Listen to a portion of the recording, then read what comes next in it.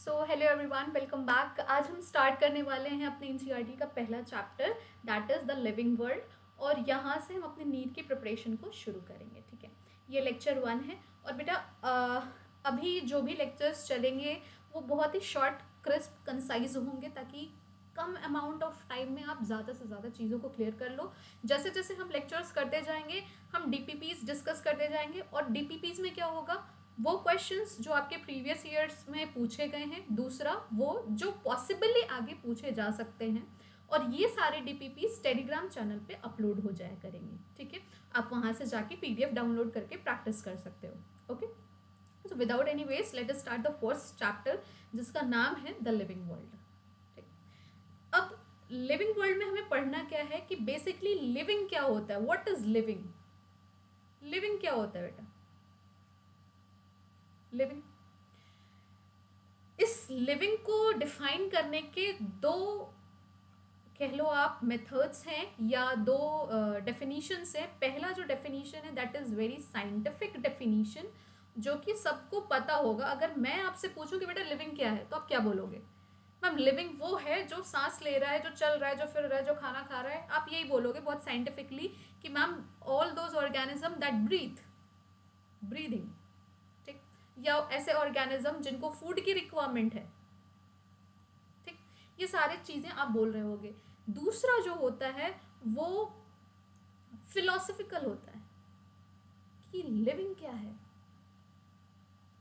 Philosophical spelling देख लेना। ठीक है, लिविंग क्या है फिलोसफी में, कि हमारे जीवन को उद्देश्य क्या है, कि हमें करना क्या। कुछ लोगों को क्या करना है, सिर्फ बर्थ लेना है, पैदा हो गए और बीच में खाली इधर उधर मस्ती करना है एंड एंड।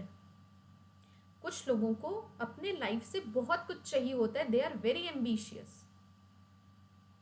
उनको नीट फोड़ना है, उनको एम्स में जाना है, उनको डॉक्टर बनना है। एम्स नहीं तो किसी अच्छे मेडिकल कॉलेज में जाना है, उन्हें डॉक्टर बनना है, उन्हें देश की सेवा करनी है। या हो सकता है नीट के अलावा उनको कोई और गोल हो, maybe they are aspiring for UPSC, maybe they are aspiring for some CAT examination, maybe they are aspiring for any of the examination all across the world, but they have a purpose. Philosophically they have a purpose. तो ये वाला जो part है philosophical वाला, वो हम यहाँ पे डिस्कस नहीं करेंगे, बहुत ज़्यादा ऑलरेडी कर लिए हैं। डिस्कस क्या करेंगे कि साइंटिफिकली आप अगर किसी ऑर्गेनिज्म को बोल रहे हो कि ये लिविंग है, तो उसको आप क्या देख के बोल रहे हो कि वो लिविंग कैरेक्टर है। और किसी भी लिविंग को, क्या किसी भी लिविंग ऑर्गेनिज्म को किसी नॉन लिविंग से कैसे डिस्टिंग्विश करोगे कि बेटा ये हमारा लिविंग है। फॉर एग्जाम्पल हम मिस्टर एक्स को लेके चलते हैं, मिस्टर एक्स इज लिविंग, और मिस्टर एक्स के पास एक बॉल है, ठीक है, जो कि नॉन लिविंग है। तो क्या अंतर होगा, वो बेसिकली क्या देख के आप बोल देते हो कि ये लिविंग और ये नॉन लिविंग है? क्या मैम चल रहे हैं मिस्टर एक्स जो है, दिस इज मिस्टर एक्स, ये मेरे फेवरेट कैरेक्टर है पूरे बायोलॉजी में, आप इनको देखोगे, mister x, Mrs x and baby x. ठीक है, तो मिस्टर एक्स चल रहे हैं मैम, इनके अंदर मोशन है, लेकिन बॉल जो, भाई बॉल भी तो चल रही होगी, फेंकोगे तो चल रही होगी। ठीक, क्या मैम मिस्टर एक्स सांस ले रहे हैं, बॉल सांस नहीं ले रही, ठीक है मान लेते। और क्या, तो कुछ ना कुछ ऐसा कैरेक्टर होगा बेटा, कुछ ना कुछ ऐसे फीचर्स होंगे जो इन दोनों को अलग कर रहे होंगे। और आपकी एनसीईआरटी में यही दिया हुआ है कि किसी भी ऑर्गेनिज्म को लिविंग या नॉन लिविंग डिफाइन करने के लिए दो फीचर्स होते हैं। पहला जो होता है दैट इज डिफाइनिंग फीचर, दूसरा जो होता है that is characteristic feature. Defining feature क्या होता है बेटा? It is present only in living organisms, living organisms, सिर्फ और सिर्फ लिविंग ऑर्गेनिज्म में प्रेजेंट होता है, नॉन लिविंग ऑर्गेनिज्म में ये पाया नहीं जाता है। It is absent in non living organism. ठीक है, दूसरा कि ये जो डिफाइनिंग फीचर्स होते हैं ना बेटा, ये डिफाइनिंग फीचर्स, इनके पास कोई भी एक्सेप्शन प्रेजेंट नहीं होता है। नो एक्सेप्शंस आर प्रेजेंट, किसी भी तरह का कोई एक्सेप्शन नहीं। एक तरह से आप बोल सकते हो ये यूनिवर्सली ट्रू है। अगर आप कोई भी फीचर को बोल रहे हो कि ये डिफाइनिंग फीचर है, तो वो यूनिवर्सल, क्या क्या फीचर आप बोल सकते हो कि डिफाइनिंग फीचर है? जैसे बेटा मेटाबॉलिज्म, एग्जाम्पल के तौर पे अगर हम बात करेंगे मेटाबॉलिज्म की, मेटाबॉलिज्म क्या है मैम? जो भी केमिकल रिएक्शंस, क्या जो भी, व्हाट इज मेटाबॉलिज्म? मेटाबॉलिज्म जो भी केमिकल रिएक्शन, ये आपका सेल है, इस सेल के अंदर केमिकल रिएक्शंस होते हैं बेटा, केमिकल रिएक्शंस। वो केमिकल रिएक्शन या तो कैटाबॉलिक हो सकते हैं या तो वो एनाबॉलिक हो सकते हैं। अब ये क्या है? ये क्या है मैम? कैटाबॉलिक वो रिएक्शंस हैं बेटा जिसमें लार्ज मॉलिक्यूल जो है वो छोटे छोटे स्मॉलर मॉलिक्यूल्स में टूट जाता है। एनाबॉलिक वो रिएक्शन है जिसमें स्मॉलर मॉलिक्यूल्स मिलके एक लार्ज मॉलिक्यूल बना देते हैं, दैट इज एनाबॉलिक रिएक्शंस। तो ऐसे बहुत सारे रिएक्शंस हमारे बॉडी में चल रहे होते हैं। और बॉडी की अगर बात करें तो बॉडी किसकी बनी है? सेल की बनी है। तो बेसिकली हम ये कह सकते हैं metabolism is any reaction which is occurring inside our body और इनसाइड आवर सेल। ठीक है, अब आप जितने भी लिविंग ऑर्गेनिज्म देख रहे होगे बेटा, चाहे आप ह्यूमंस की बात करो या आप एनिमल्स की बात करो या आप प्लांट्स की बात करो, किसी की भी बात करो बेटा, आप सब में क्या पाओगे? सेल होगा।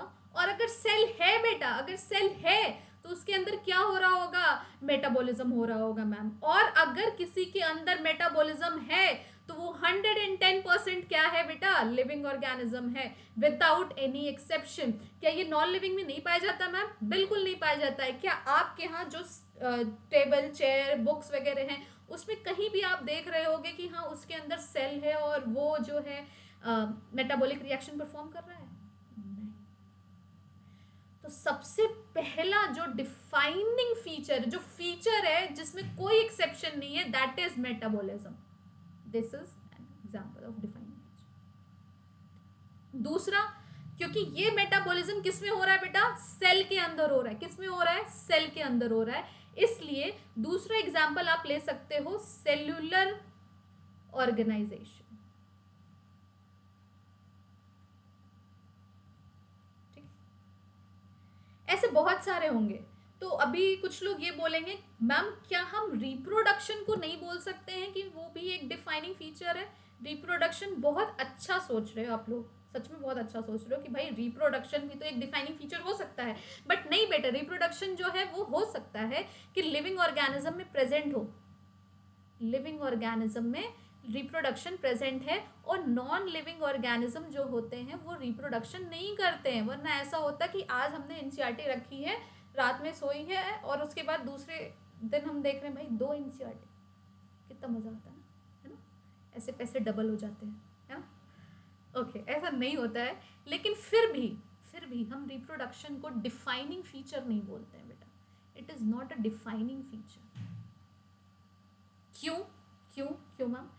क्योंकि ऐसे बहुत सारे कपल्स हैं बेटा जिनको हम इनफर्टाइल कपल्स बोलते हैं। क्या बोलते हैं? Infertile couples.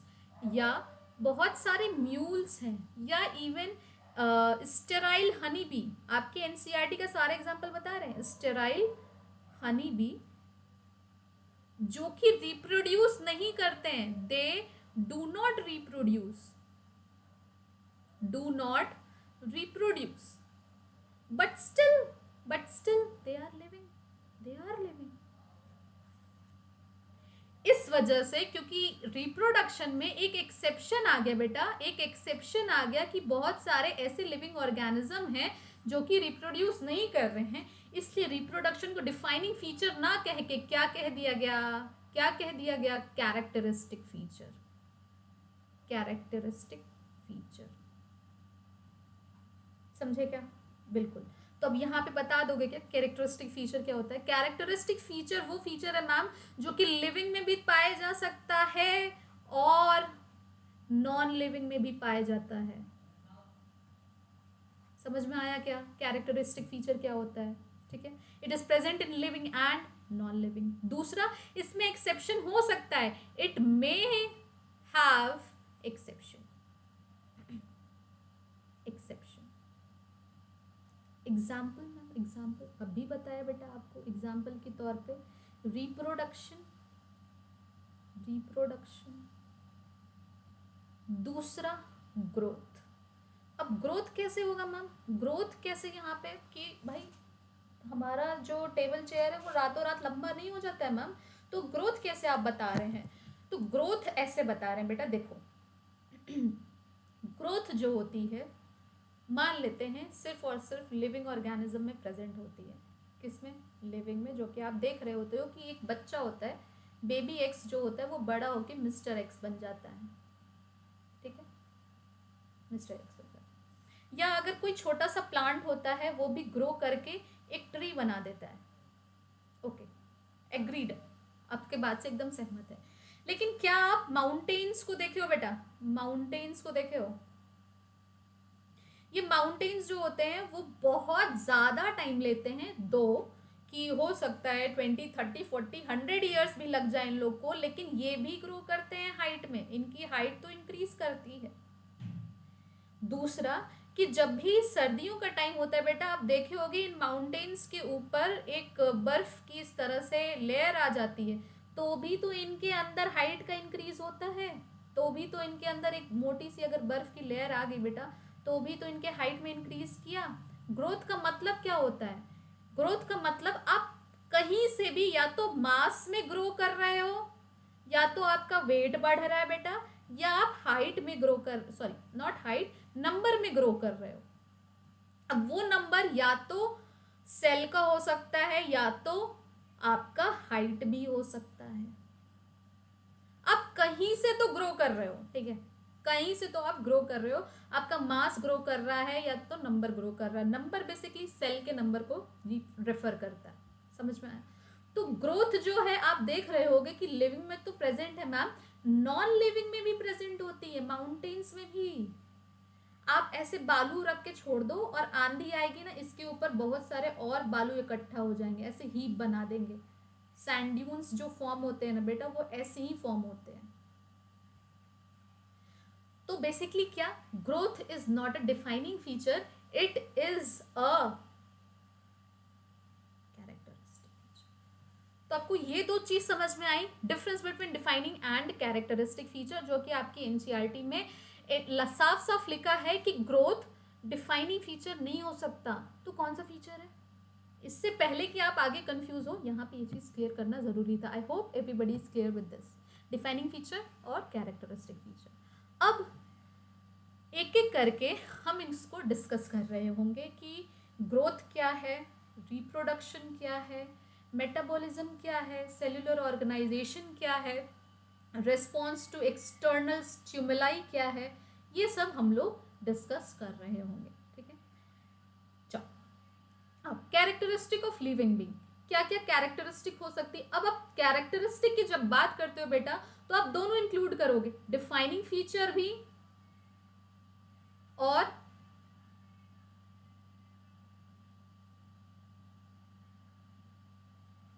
कैरेक्टरिस्टिक फीचर,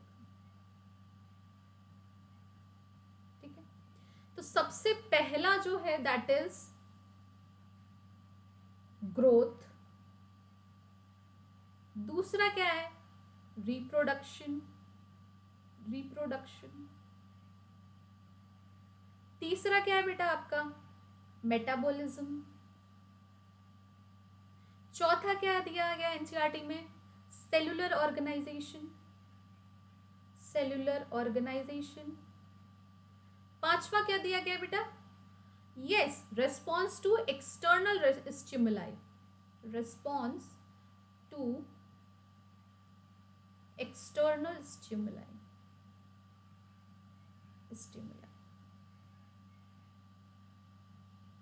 एक और दिया है कॉन्शियसनेस,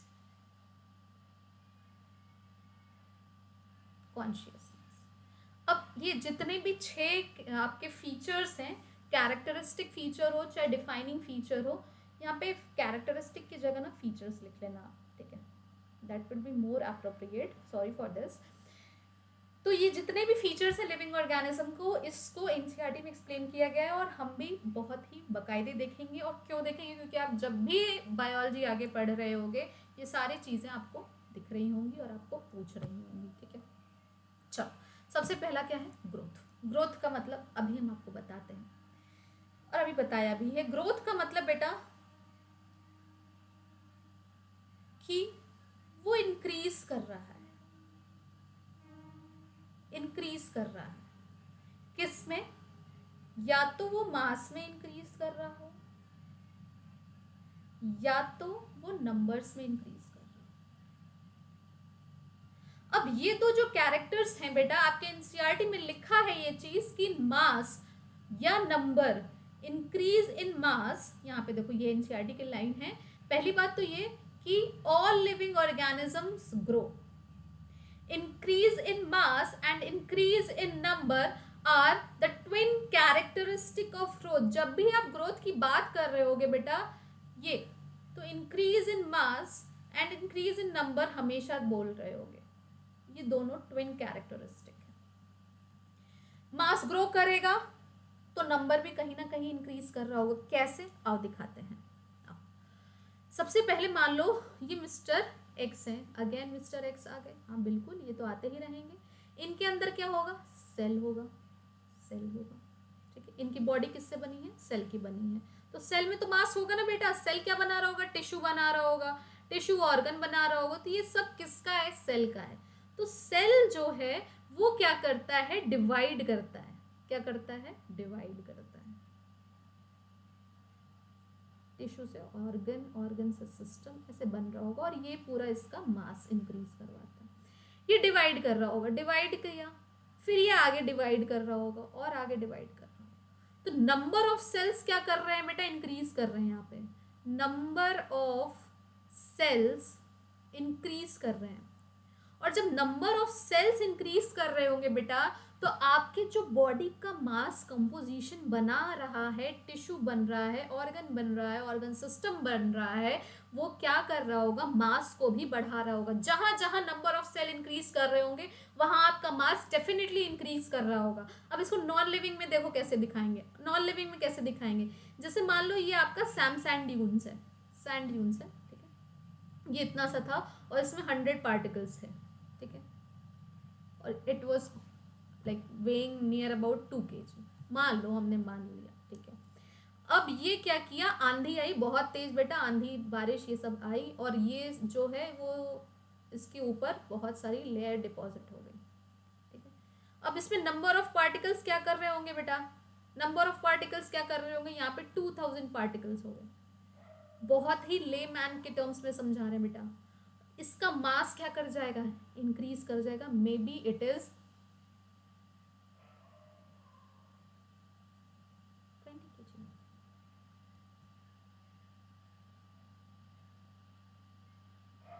समझ में आया, समझ में आया।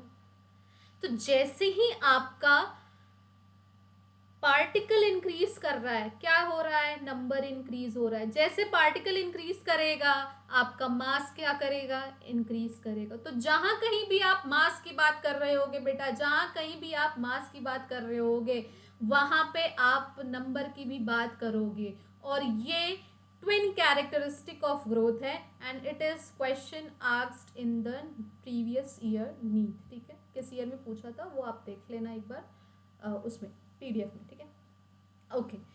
अब बहुत सारी तरह की ग्रोथ होती है।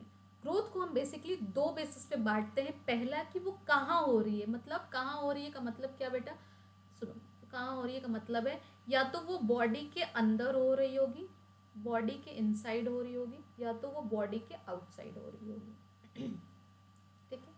पहला तो ये बेसिस है। दूसरा कि वो कब तक हो रही है, कब तक हो रही है, पूरे लाइफ स्पैन में वो कब तक हो रही है।